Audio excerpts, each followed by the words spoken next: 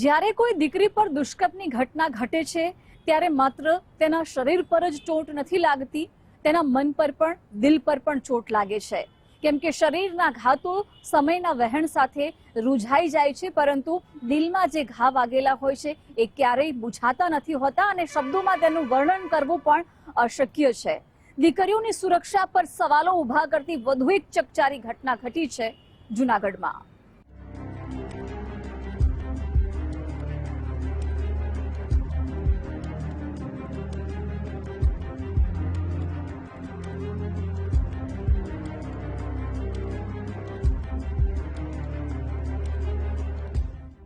આપણે એવું કહીએ છીએ કે દીકરીઓ સુરક્ષિત છે, પરંતુ જે રીતે ગુજરાતના અલગ અલગ શહેરોમાંથી છાશવારે દુષ્કર્મની ઘટનાઓ સામે આવતી રહે છે, તેને જોઈને એવું કહેવાઈ જાય છે કે દીકરીઓ સુરક્ષિત તો છે જ ક્યાં।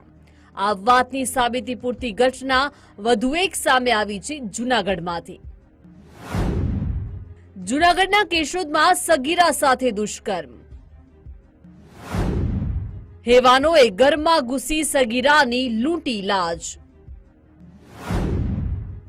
લાજ લૂંટનારા અને મદદ કરનારા વિધર્મી સકંજામાં।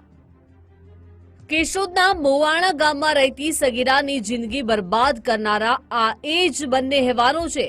આરોપીઓની હિંમત તો જુઓ, ઘરમાં ઘૂસી સગીરાને હવસનો શિકાર બનાવી।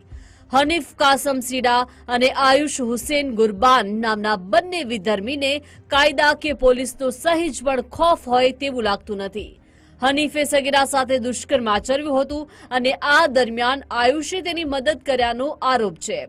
1 જુલાઈની રાત્રે બનેલી આ ઘટનાને લઈને પીડિતાના પરિવારે સ્થાનિક પોલીસ સ્ટેશનમાં ફરિયાદ નોંધાવી હતી। તેના આધારે પોલીસે આરોપી હનીફ અને આયુષની ધરપકડ કરી છે। બંને વિરુદ્ધ પોક્સો એક્ટ હેઠળ ગુનો નોંધી કાર્યવાહી હાથ ધરી છે। આ સમય દરમિયાન જે અન્ય આરોપી છે આયુષભાઈ આસમભાઈ બુરબાન તે આ ગુનાની મદદગારીમાં સાથે રહે છે। આ પ્રકારે જે ફરિયાદી છે તેમના દીકરી પર રેપ કરવામાં આવે છે અને આ બનાવના આરોપીઓ બંનેને અત્યારે હાલ પોલીસે અટક કરી લીધા છે।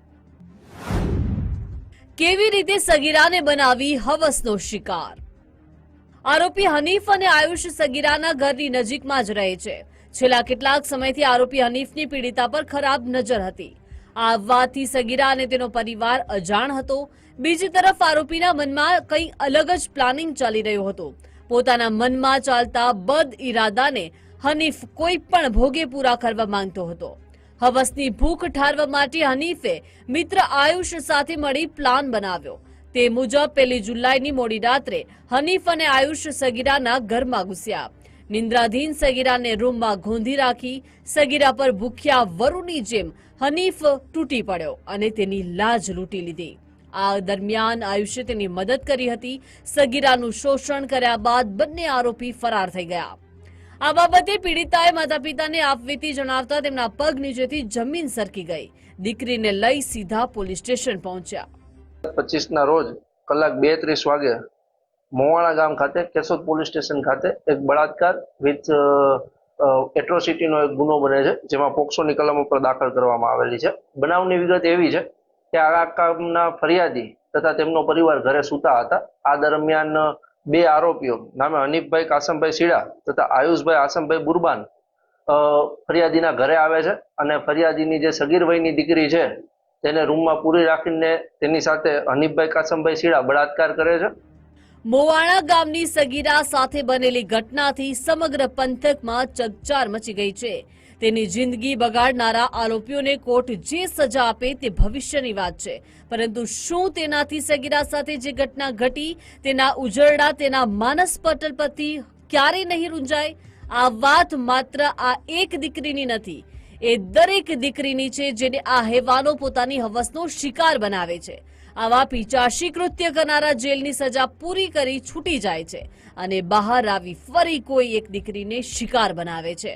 ત્યારે દીકરીઓની શરીરને ગીધની જેમ ચૂથનારા નરાધમો વિરુદ્ધ દાખલારૂપ કાર્યવાહી કરવામાં આવે તે જરૂરી છે। અતુલ વ્યાસ, ગુજરાત ફર્સ્ટ, જૂનાગઢ।